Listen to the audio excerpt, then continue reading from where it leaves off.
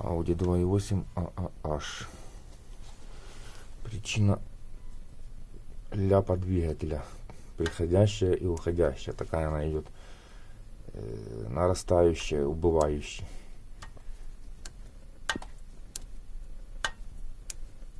Оно похоже чем-то на двухмассовый маховик, как бы. Вообще непонятно на что. И с любой стороны, где не слушаешь, как бы вроде его и нет, но он есть.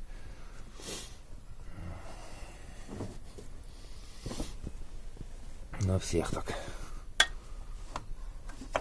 Такой звон вот идет. Если у кого такая проблема, знайте, что она тут.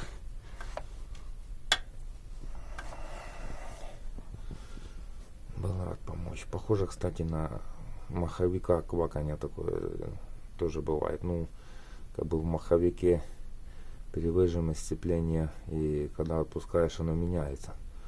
А тут без изменений.